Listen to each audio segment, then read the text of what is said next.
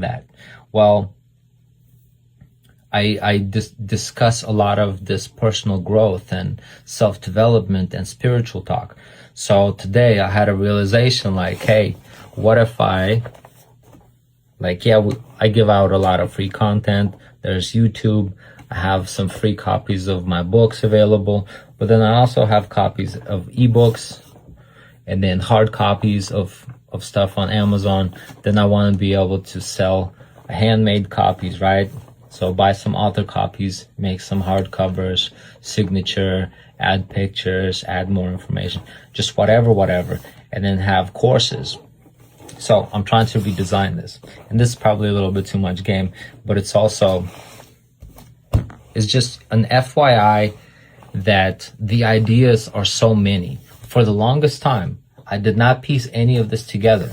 I just had a couple books, nothing was selling, and I was talking to the phone and nobody liked my post, right? So in order for me to try to preach the sovereign architecture, I also, to a large degree, have to be self-employed. So if I can't figure my shit out, then how am I gonna help you figure it out, right? So at this point, I've overcome quite a couple things for a fucking white boy, right?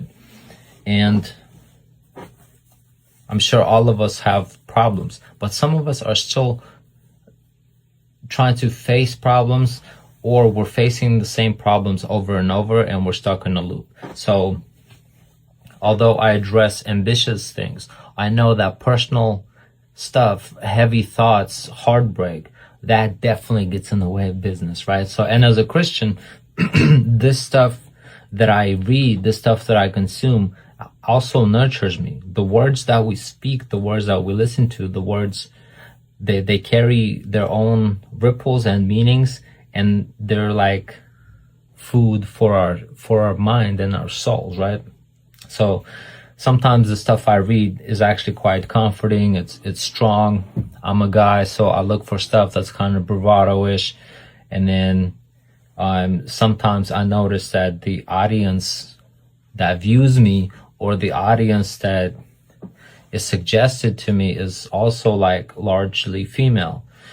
And so I have to tailor my message because I'm a guy usually speaking to guys, right? So sharpening tools and fire analogies and hard work, that's some dude talk, and ladies are just kind of spying on it.